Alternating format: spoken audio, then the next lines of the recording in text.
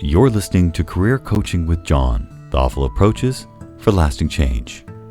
My name is John Filkowski, and welcome. Today we are continuing our conversation about needs and what it actually looks like to work together to achieve them. Side note, I've always had a bit of a complicated relationship with Christmas. To me, it's a time of year that comes with expectations. The ones that we put on ourselves, the ones that we place in our family and friends, and the ones that seem to hang in the air whether or not we want them there. There is a very specific version of Christmas that is supposed to happen. And the people with the time and the resources and the sheer willpower to pull it off tend to dominate the season. And often that comes at a great personal cost. For me, it's never seemed worth it. I don't really get into the cheer. I don't love giving or receiving gifts. Mostly, I just want to spend some time with the people I care about, and if I can't do that, I think I'd rather just be alone. There's always a sadness when I realize how many of those people are far away or not really part of my life at all. So, what does that have to do with us? Well, for one thing, I didn't really feel like forcing an elaborate opening story. I tried. I had a few ideas, but my heart wasn't into it. I went into the Your Path in Life series with big expectations. I thought I was recording some of my best work, and I ran straight into the Christmas season. When everyone was distracted and no one was listening, including me, I stalled, so I put things off, and I waited for Christmas to pass. Well, here we are, and I'm looking for my story arc. And instead, I'm just reminded of something fundamental about coaching. You don't get to have expectations of your clients. They're not here to perform for you. They are not here to follow a script. Your job isn't to manufacture a breakthrough. It is to facilitate a positive outcome on their terms. Which brings me to Luca. In the version of this story that I had in my head, Luca has a big realization. Something clicks and his podcast shifts. There is a clear narrative arc, and this episode becomes the climax in which I am the hero. Of course, that's not what happens. Luca is an open book to ideas, but he's sure of who he is and what he wants. What is my job with someone like that? And does it make for a compelling story? I left you in the last episode at what I consider a high point. But in our next conversation, part of which you will hear today, I don't sound particularly good. I don't sound especially smart. I sound like someone who doesn't know what to say and is very aware of that fact. I sound disappointed. And that's the discomfort I find myself trying to work with. It seems fitting, doesn't it? Well, this is Career Coaching with John, Episode 18, Your Path in Life, Part 4. My name is John Filkowski. Stay with us. So, do you still have the needs exercise with you? Yes. Yes. Welcome back to Career Coaching with John. This is Part 4 of the Your Path in Life series. If you're just joining us here, I strongly suggest going back to Part 1. This work builds, and the context matters. At the beginning of my work with Luca, I gave him 2 assignments. The first was a personality test that you've already heard. The second was a needs exercise. In this exercise, we take a long list, roughly 200 human or personal needs, and narrow them down to 4. Then we slow it right down and determine what each need actually means to you, and what it feels like when they're met, and what shows up when they aren't. It's a very simple structure, but can be very revealing. When I first did this exercise years ago, it changed the way I thought about my work, and, in a quiet way, helped me set the direction that eventually led me here. Tell me about your needs, because there is a reason why I gave you that exercise. Number 1, make it happen. Yep. That was almost one of the first ones. Then the second one, consistent. Okay. The third one, honest. And finally, the fourth one, clarity. Clarity. Okay, let's start it, make it happen. Which is why I probably assumed it would do something similar to Luca. It didn't. Luca was clear about what he wanted. He wasn't searching in the way that I had been, and while it doesn't make his responses wrong or even incomplete, it did something unexpected. It left me without the usual leverage points I rely on as a coach. So instead of treating this as a moment of insight or breakthrough, I want you to hear it as something else. Another window into how Luca understands himself, what motivates him, and just as importantly, a moment where my own assumptions start to show. Because those become important later. Absolutely. So, Can you define it for us? yeah, the way I see make it happen is I like I like to be someone who takes something, whatever that is, and gets it from nothing to something. And that's because getting getting something from 0 to 1 teaches you things.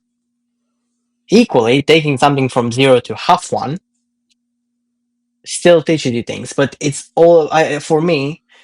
I want to learn, and I want to put myself in a situation where I always have that end finality.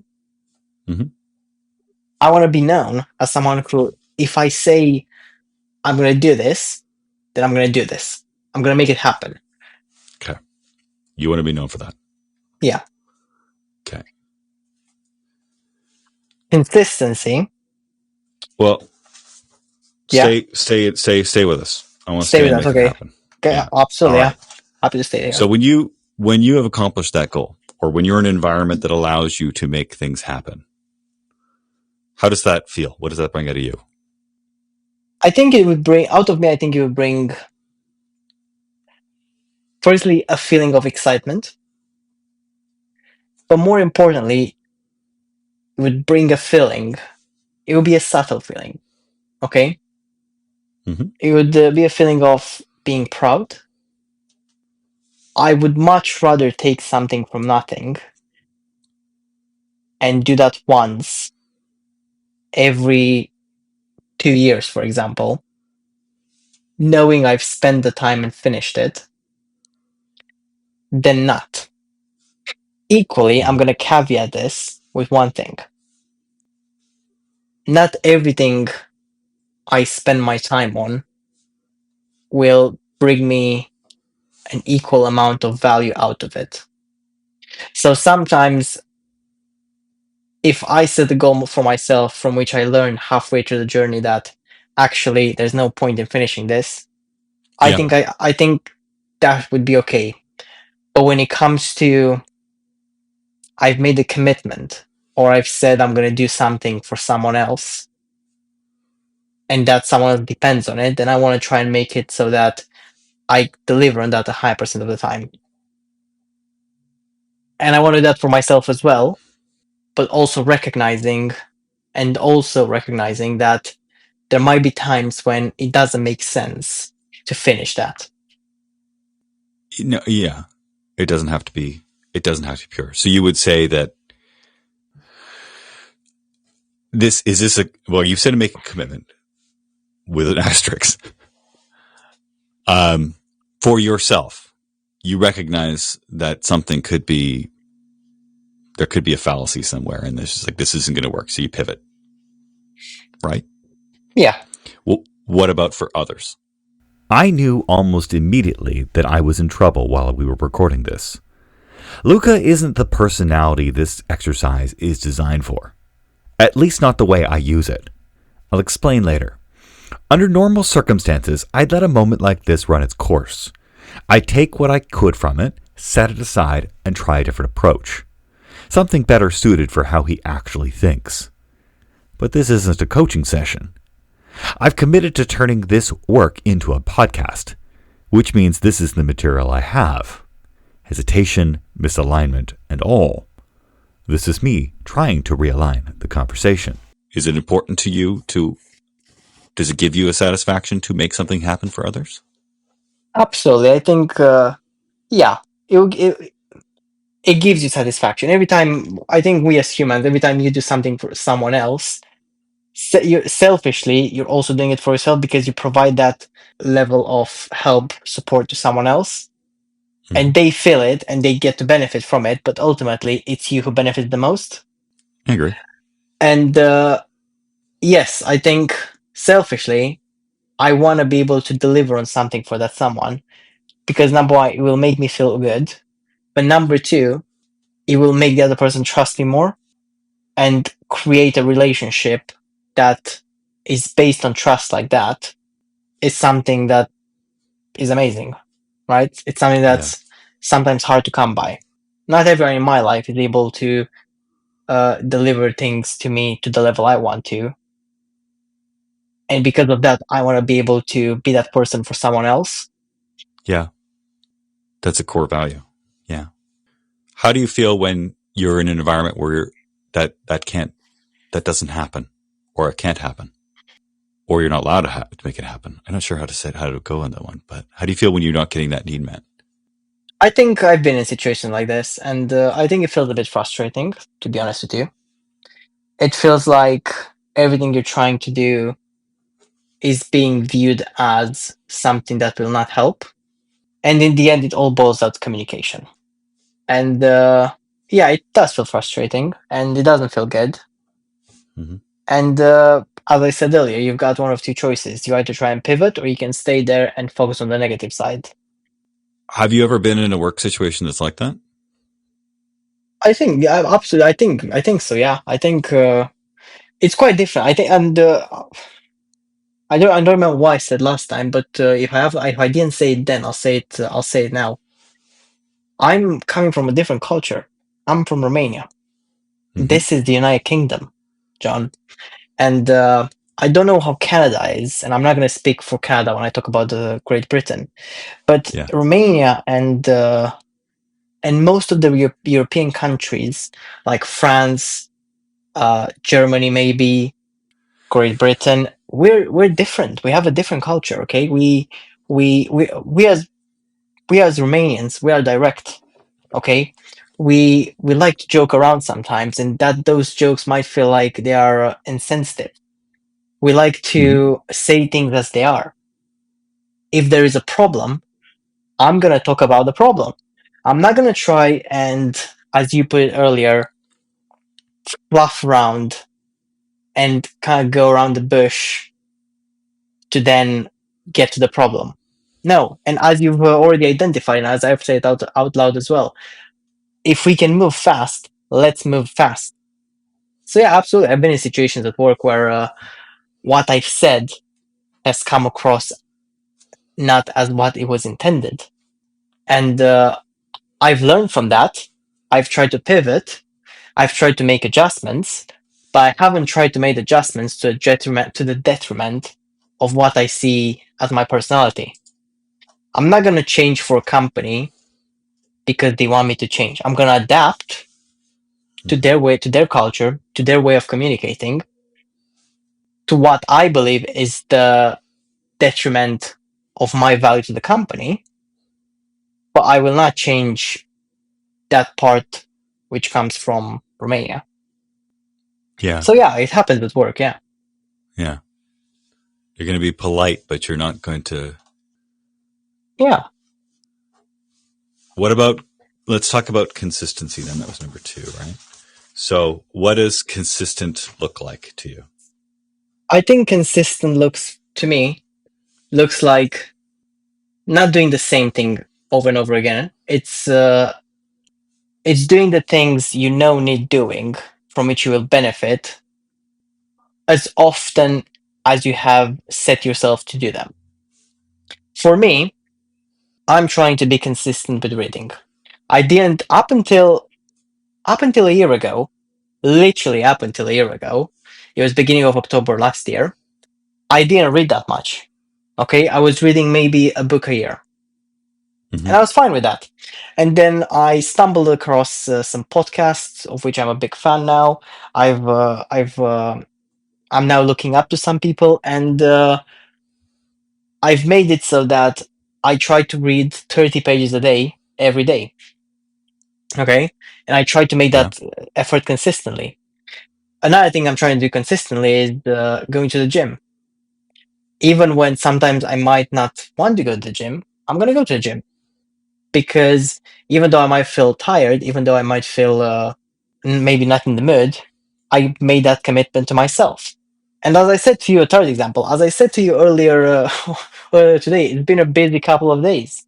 I am a bit tired, and I would like to go to sleep. And maybe a different version of myself would have probably sent you a message saying, "Hey, John, do you mind if I schedule this maybe for tomorrow?" Yeah. That's being inconsistent. I've said, "You and I are going to do this today. We're going to do this today." So consistency for me is important because consistency, in addition or in relation with making things happen, now that is the secret sauce of doing everything you said you were going to do, and then doing that over a period of time, and doing that over a period of time over and over and over again. Hmm. And if you look at, yeah, go for it, because I'm at this point I'm just waffling and giving more examples. Okay. It's no, it's interesting when people say consistent. You know, they're usually thinking about what others are with you, and you are with what you are to outward. So you're starting this path at you. Do you expect consistency from others? I can I can expect that. Am I going to get that? Is is up to me as well. It's up to me as well. I'm saying it's up to me because if I've got friends who are not consistent, then that's on me. I've made a decision to have those friends, or I've made the decision to be in an environment where the people around me are not consistent. Okay, Hmm. so it's up to me to choose what sort of consistency is around me. Am I doing that right now? Probably not. I've got. I don't think I'm in a position where everyone in my life is consistent. It's not affecting me, and it's not. And quite frankly, with you, John, it's not affecting me because I don't depend on them. Right. Take the podcast. I do everything for the podcast. Every now and again, for example, I might ask a friend for some help on uh, on um, on some editing, and I depend on that. Or I ask for feedback from different people. I might depend on that feedback to see what else I could improve. I can't be upset with the choice I make because I stand by those choices until I change what I'm doing. Yeah. Do you ever find yourself being inconsistent? Yeah, yeah. I Does it? go for it. What does it do? Can you expand on that question for me, please? Well, what does it do for? Are you able to rationalize it, or does it bother you? Does it stay with you? I don't think necessarily it bothers me. I think, yeah, I don't think it necessarily bothers me. Like, for example, yeah, actually, great thing you've said there. Do you rationalize it? I think sometimes I do rationalize it, and I'm happy with the answer, which then brings us back to that comfortable state and this and the uncomfortable state. I think sometimes I rationalize it, which then puts me Hmm. in a comfortable state, and I forget about that. Yeah, I think this is really interesting because there's now you've pointed out two needs, and they're so self focused.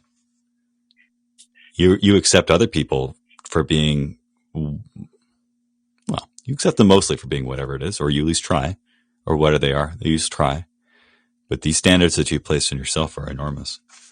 Let's go to honesty. What does honesty look like?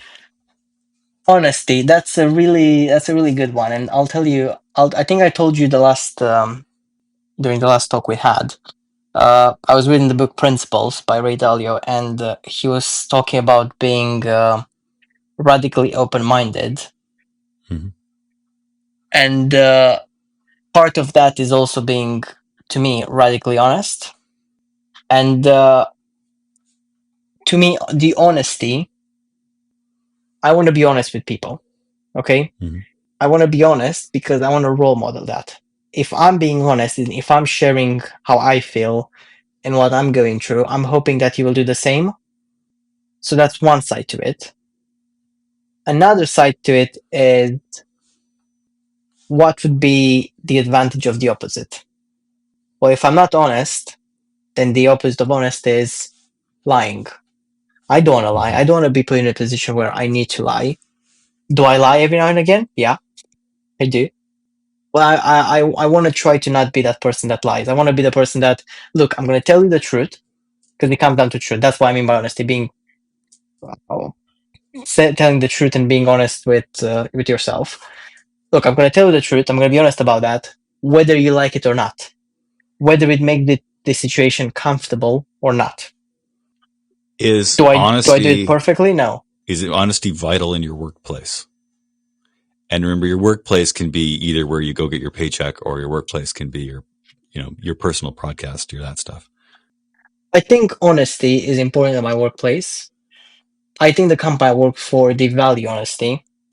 But the way I'm being honest, the culture I've been brought up in, my way of being honest is very direct. Mm-hmm. Okay? So I will come across, and I say I will, because I've been in that position. I did come across in a number of occasions as being honestly truthful about what I meant, but the way it was received was in a different way than how I intended it. So it does promote that. The say, for example, because you mentioned the place of work, it does Mm-hmm. promote it, but the way I do it is different than how the British culture or maybe the workplace intended to have it happen. What does it feel like when it's not being, people are not being honest to you, or not recognizing your honesty, or is there some place there that you're not getting that need met? I think they recognize my honesty. I think in those situations, I think people recognize that, well, he had the courage to say that because it doesn't sound nice at all. Yeah. It sounds like maybe he didn't think too much about it and then he just said it out loud without thinking of the consequences of that. Yeah. Do we have time for the last one? Yeah, go for it. All right. What was it? Clarity. Clarity. Yeah. What does that look like? I think for me, clarity, it means looking at the situation or having a vision and being clear about that. It's about knowing what you need to do. It's not necessarily understanding all the unknowns because you won't. It's about having an idea of what the knowns are and then going forward and acting on that. And then with each step forward, that clarity becomes even brighter. Mm-hmm. So a clarity of path, not necessarily clarity of destination. I think what I think you're right. I think what I've just said is focusing very much on clarity of path. I will also add, I would love to have clarity in communication.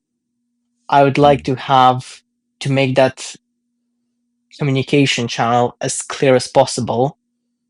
Because if I sit here and say and talk for 20 minutes and nothing comes across as clear, then there's no clarity. Yeah. So I guess path forward and communication. What is it? How does it make you feel when you are getting clear communication, a clear path?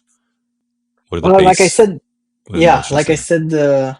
like I said at the beginning, excited and being proud, because that's when I know that I've done it well. You know, you get at work, at least, I get all these people coming up to me and saying, you communicate really well, and we really appreciate that about you. It makes me feel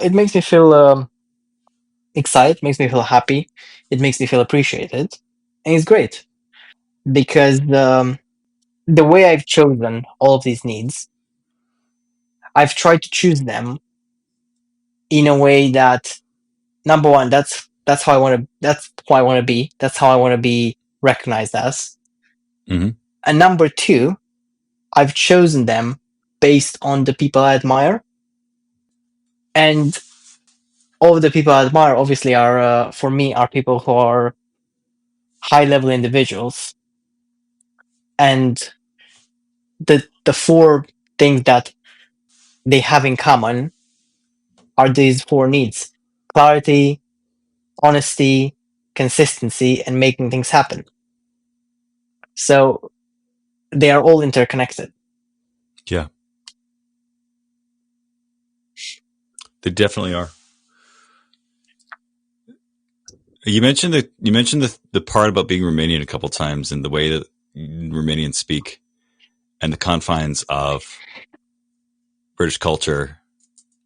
Do you see a disconnect in where you've chosen to live and not having that need met, or do you understand it? I think there was a time when I didn't like that I was Romanian, just because it You didn't felt like that like, you were Romanian? yeah. And I think Okay. I'll explain myself. I think sometimes Romania is seen as not necessarily a. The country itself is beautiful. Don't get me wrong, Yeah. but as people, we're not necessarily recognized as, say, nice people, or like if you look at all the things on the internet, Romania is part of that Eastern European trend of people being insensitive, people being very racist, homophobic, and things like that. I think that maybe for a while that made me feel like that maybe is not too great. Lately, I've been realizing, you know what? Yes, some of it is true, but you know what? Yes, the United Kingdom is a better country economically. Yes, it's more developed. Yes, it's got quite a lot of power when you rank it against other countries. But you know what? I would rather be raised in Romania than be raised in this country. And every day I interact with people, I see that gap between how I operate and how they operate. And it's like I'm seeing not one person operating this way, but the majority. Yeah. And seeing that and then comparing that to myself and people who I know who are my friends from Romania and how they would operate, it makes me understand, you know what? Yeah, maybe Romania is not the best country, but you know what? The culture and the way you're being brought up, even though it might seem from the outside, from a country like the United Kingdom, even though for them might seem like that's not the best way a kid should be brought up. You know what? I beg to differ. It's helped me a lot. It's made me tougher than, honestly, most of the people I interact with. It's maybe a bit. It's given me thick skin, and it's given me an advantage, I think. So that's why I keep mentioning Romania, because I think I'm starting to realize that, you know what, that's an advantage. And yeah, I'm here working in the United Kingdom for the time being, but who knows what's going to happen in the next year or so, or in the next 2 or 3 years. Yeah. When most people work through this exercise, they use it to describe the world they want to live in. The needs they choose tend to point outwards, towards an environment that would support them, shape them, or allow them to become someone slightly different than they are now. Luca didn't do that. He focuses entirely on the person he already is and the person he's trying to become. There was no idealized setting, no imagined future waiting for the right conditions, just accountability. That consistency he's talking about. It isn't an aspiration in the abstract, it's a standard he's holding himself to. Well, that matters. But it didn't quite fit the narrative I thought I was building for this series. I didn't know what to say next. And that mismatch between what I expected the exercise to surface and what Luca is actually bringing is where things became uncomfortable for me later on.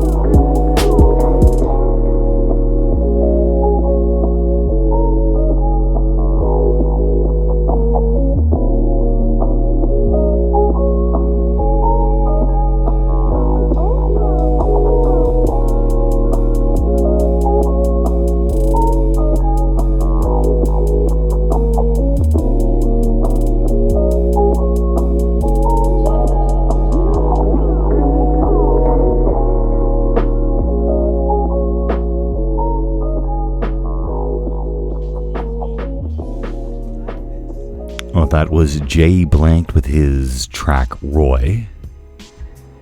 Jay Blanked is an American hip-hop producer and songwriter, and that track subtly samples the song Everybody Loves the Sunshine by Roy Ayers Ubiquity, a 70s soul staple that I've always been a big fan of because I love the sunshine.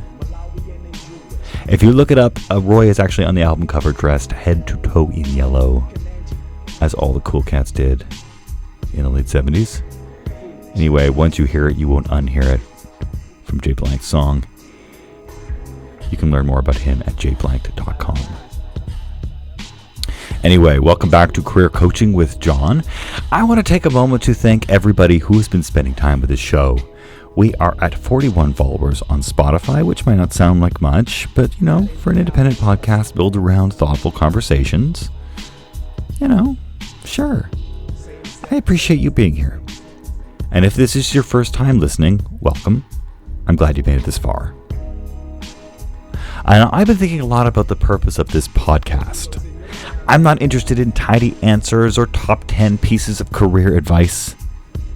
What I want is an ongoing conversation, one that reflects what people are actually dealing with at work, especially when things are unclear or unresolved.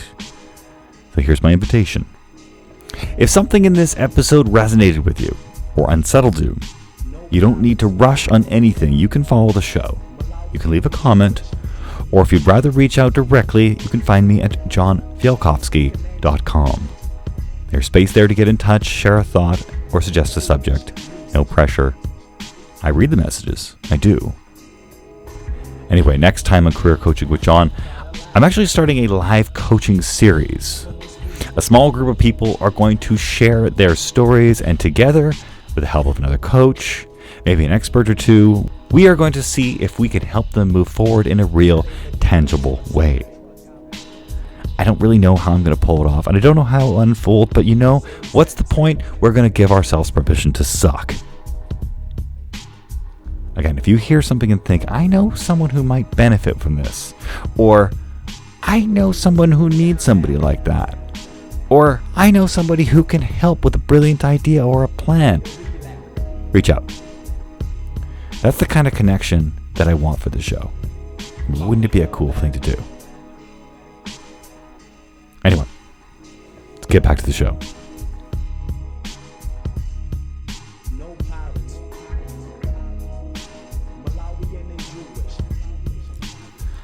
All right, let's fast forward 3 or 4 weeks. Luca's challenge has been to apply what he's learned about himself to his podcast. Mine has been making sense of everything that we've talked about and trying to figure out how to hold it together inside the show. Over the last few weeks, we've surfaced some important things about Luca. What became most important to me over the course of this episode were his needs: making it happen, consistency, honesty, clarity. Those words matter. This is an assignment that means a lot to me. But what became more important to the course of Luca's journey was what he learned from them. Instead of describing the environment that he wanted to be in, Luca looked inward at the person he's trying to become. You could argue that he misunderstood the assignment. I don't think that's true. Well, it turns out some weeks later, that's not the part of the interviews that stuck with him at all. The needs exercise only confirmed what he already knew. He was the one who was responsible for his life, for his actions, for his podcast. Luca was thinking about something else from our conversation, a question I had posed to him that he didn't know how to answer. It turns out I didn't really know what to do with that. I'll be honest with you. Over the past couple of weeks since we last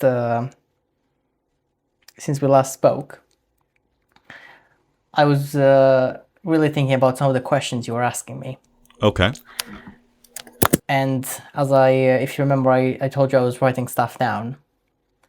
And some of the things that I wrote down, one of the questions was, what side of someone's path do you care about? And this is about my podcast. Yeah.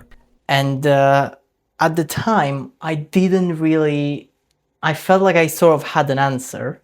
But you know what? I didn't. I had a vague idea of right, I'm going to take someone, I'm going to look at what they've done in their lives and try to identify the sort of things that are interesting, that I find interesting, and then do the video around that. Yeah. And to be honest with you, John, I've been doing that since March. And I've realized, I just realized last week when I was sitting down with one of the guests, that what I actually want, and let me tell you the one thing. Please. Everyone is really good at something. Yes, but someone can be good at many things, but someone will be really good at something. I was sitting down with this person. Her name is Jess. I was sitting down with Jess, and her thing was sort of public speaking and telling stories. And she was really good at that. She's really good at that because she's a city guide. So she's one of those people who goes around the city and she presents the sort of like the history. And because of that, she's a really good public speaker. And the way she tells the stories just makes you engage with the tour. And I realized that the one thing about her was how she was telling the stories. So I made the whole episode look at how she was telling stories. And I realized then and there that I need to be a bit more intentional because we've been using this word a lot. And I haven't been so intentional with the content. But I think I've just realized if I can manage to focus on the one thing that everyone's good at, then I can make the content better. Can I take it a step further? I was on a call the other day with this person. And she and I, Charlie, her name is Charlie and I, we are set to do a podcast sometimes in February of next year. And I went through a list of questions, try to identify what's her one thing. And same thing, I've realized, well, if I do that, I'm gonna discover it, and then I can make the podcast and its content better. Her one thing was being organized. And so hopefully that episode will be all about, right, how are you so good at organization? And how are you making a business out of it?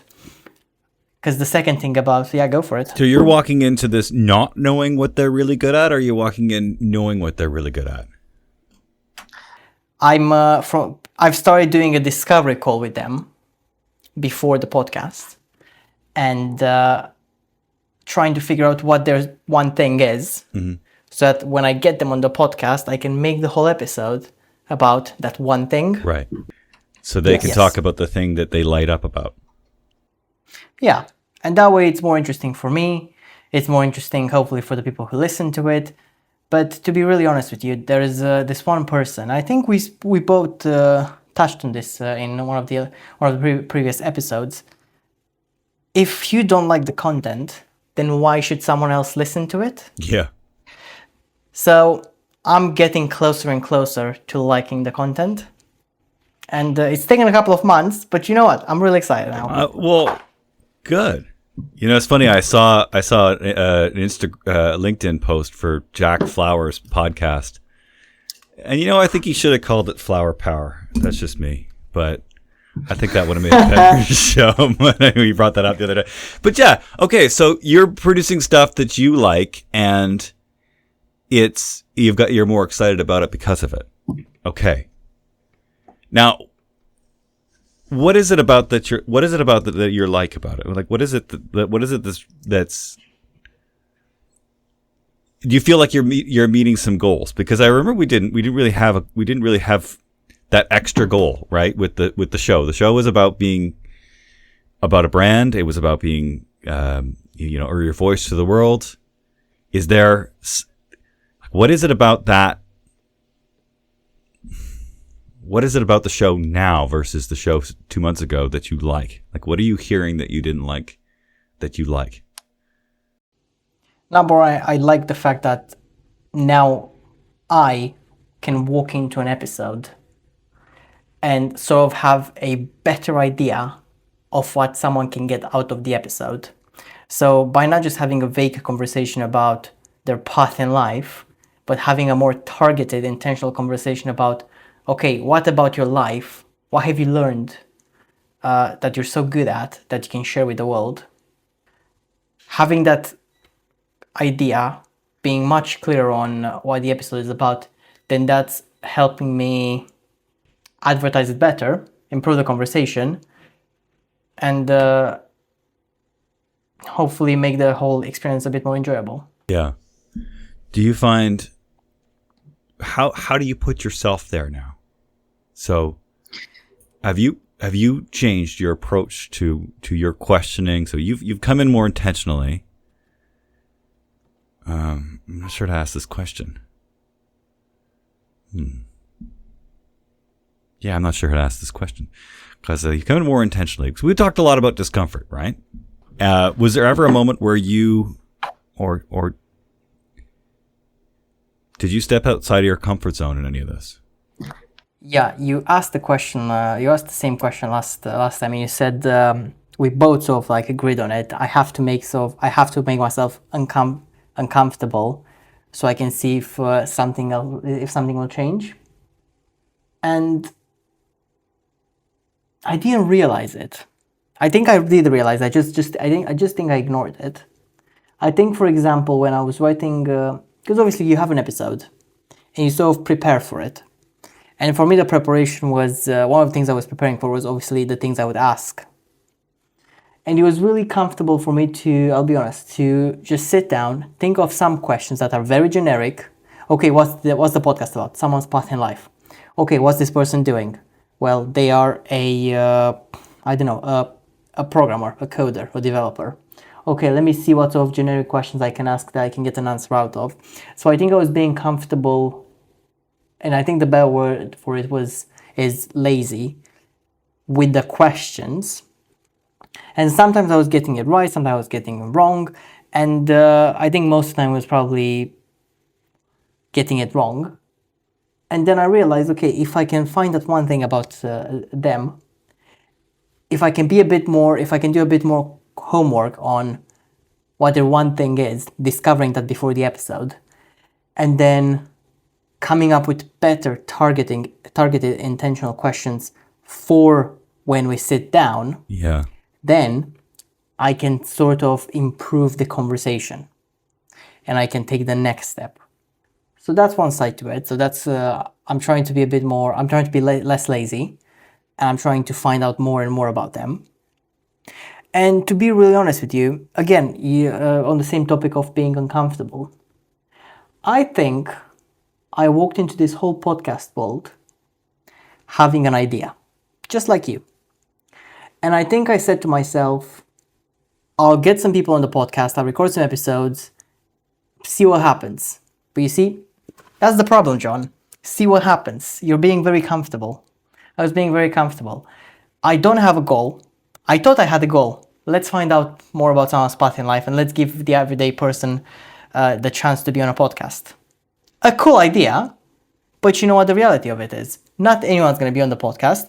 And if you're not intentional with the people who you bring on and their stories, then half the time the content is not going to be good. Yeah. And that's on me, and I have to change it. And I was talking with someone the other day. Her name is Mahika. Now Mahika, she is younger than me by a couple of years. She's 21, 22, something like that. And she runs her own podcast. And I was talking with her, trying to see if I could get her on my podcast. And she asked me a really good question. She asked me, Luca, who is your target audience? I did not expect the question. I was like, I'll be honest with you, Mahika, I have not thought about this. Yeah, such a good question. Because I walked into the whole world with the whole idea thinking, well, we'll see what happens. Yeah. And you've just asked me the same question today. What's your goal? I think I need to work out what the goal is, number one. I think I need to rebrand, which I think is going to be really exciting. Because at the beginning was path in life, finding more about someone's path in life, what they've done to get to where they are now. Yeah. I think it's changed. It's definitely changed. Are you gonna don't change the name, because I've just spent 4 hours plugging your show. Don't change the name. Yeah, to be fair, now we'll see about that. And I think I'll have to think about, number one, the goal. Yeah. And with that comes quite the questions of sorts like, who's your target audience? How are you going to improve that? What's the marketing? Number 2, I think I'm going to look at rebranding. Not necessarily the name. The name can probably stay. But seeing what's out there that I've done, that I've now changed, so I can make the podcast sort of make sure that the podcast looks in that, is going in that direction. Mm-hmm.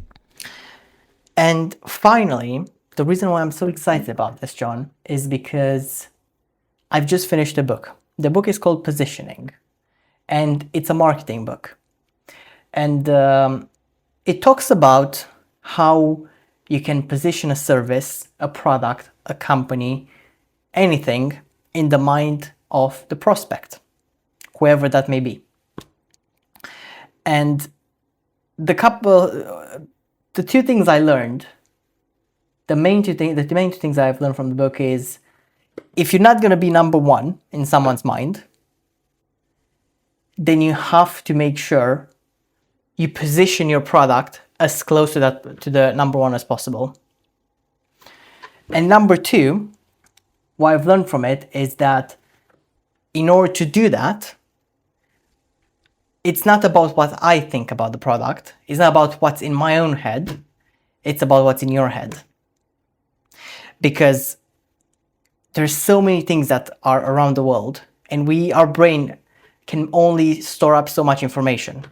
So if I tell you what's the biggest AI company out there at the moment, you think about probably OpenAI, Gemini, Google, right?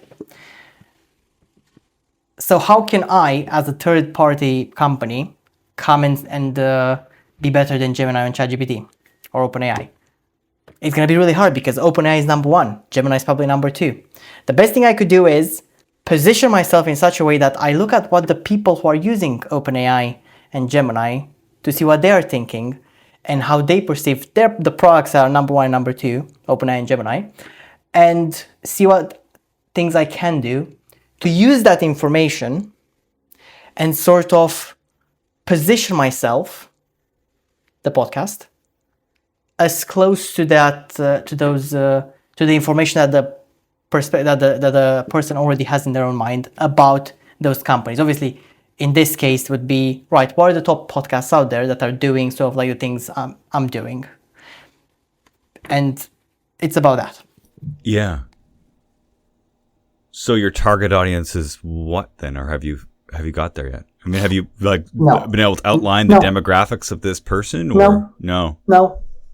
I've been thinking about this myself because I put last week I attended a webinar of the coach's coach thing, and there's 2 things that I pulled out of it. One was sort of your sales schedule, which really helped me think about it. But the other one was about defining the market segment. Like, what's your niche? Who are you talking to? And I've been trying to draw that out.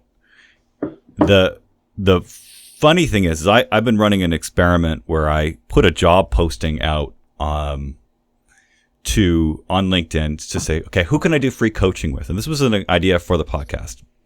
We'll get there. That was my plug for the future in January, February, whenever I get around to it. The responses I got were all over the place. So they were people in there from their 20s to their 50s and from different walks of life. But the interesting part was, of all the people that wrote everything that everybody wrote a lot. They really seriously applied for this thing. But very few of those people actually replied back to my reply. And it was a certain demographic that replied to my reply.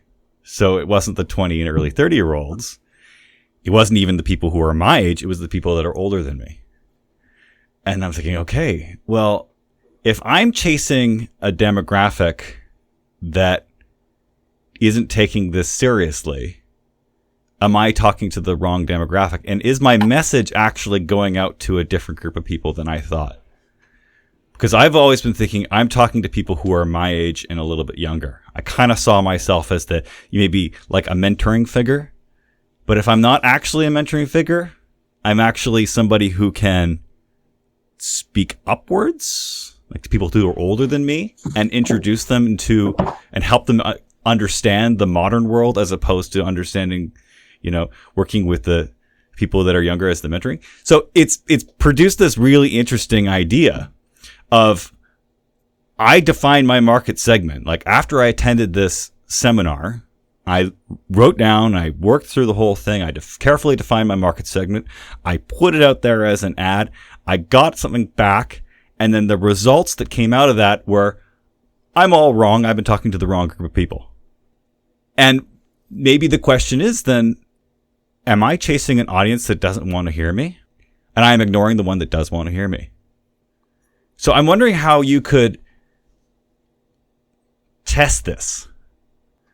And that's like if you've defined a segment, you say, this is the people I want to talk to, put it out there, and then find a way to figure out who the group that's actually listening and actually enjoying the content. And then you could lean into them instead. These are all things that I learned in the span of a week, by the way. Yeah. Off this one little test. Anyway. And that's exciting. I think that's a really good point. Where's the market research in all of this? I mean, neither of us have really done any market research on our podcast, so have we? No. I mean, I ask my friends that are just nice to me, but I mean, like in terms of what do people actually want to hear? What do they want to talk about? What's the path that comes out of this?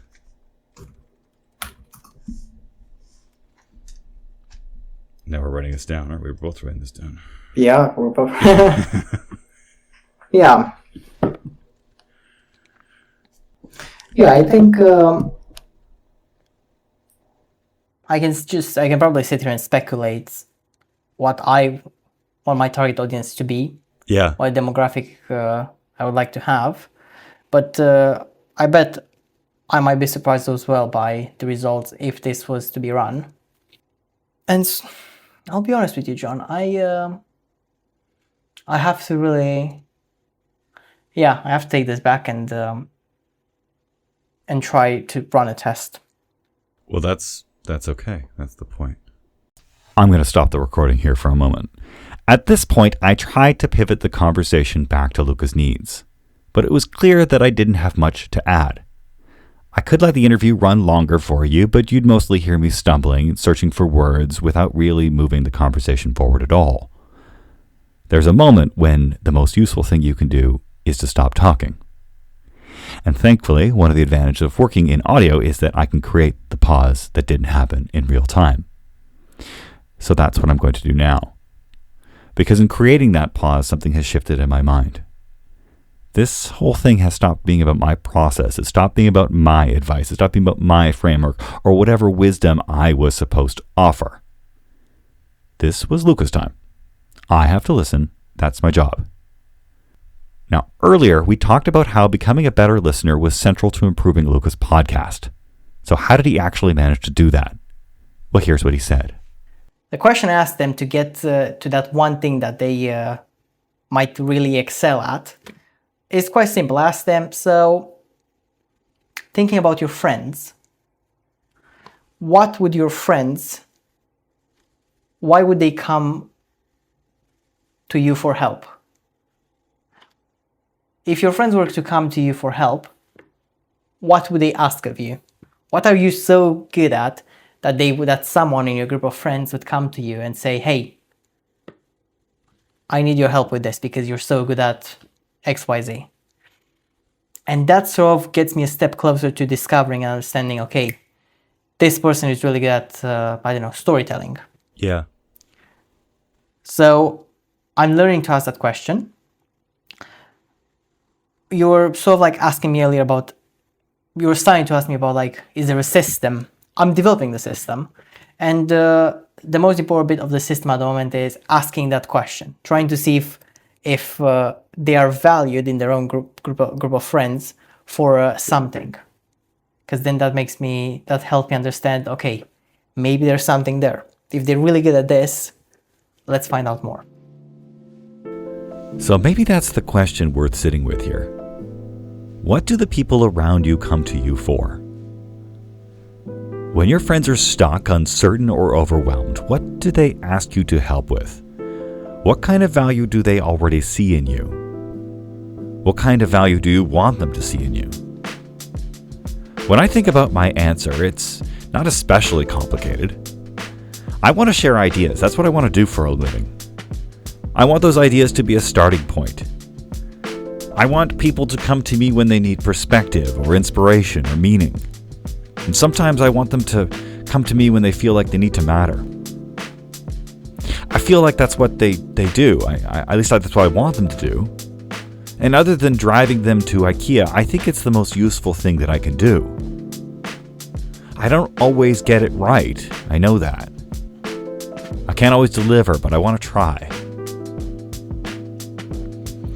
If you look back over this entire series, though, there are a few themes that keep resurfacing. Intentional decision-making, empathy, discomfort, consistency, responsibility, listening. What do they all have in common? They only make sense in a relationship.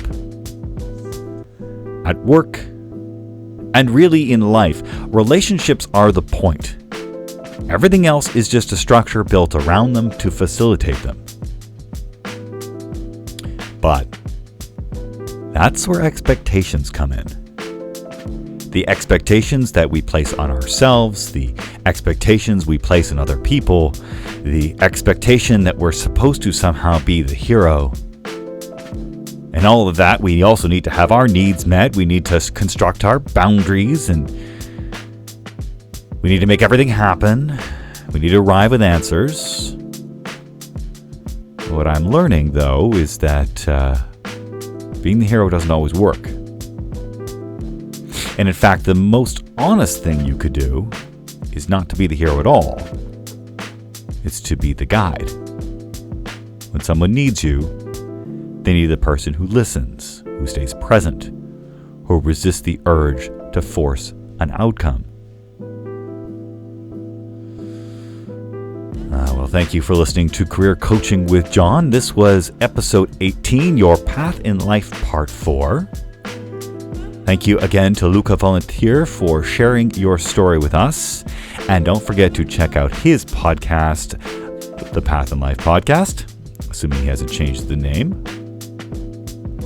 Our musical guests today were Latvian guitarist Ilya Truhanov for the intro, Jay Blanked at the intermission, Agra Beats after the break, and Delta X Music is playing us out with this song called Snowy Night. If you'd like to go a little deeper with me, you can find me on Patreon. I'm going to start to fill that up with full unedited interviews from the series, and going forward with the coaching series, I'll be sharing some of those tools that I use and resources throughout the episodes. If you are interested in learning a little bit more about my work, you can find me at johnfialkowski.com. As always, if you know someone who needs to hear this message, please share this episode and subscribe to the show. This is Career Coaching with John. I'm John Fialkowski. Now go enjoy your day at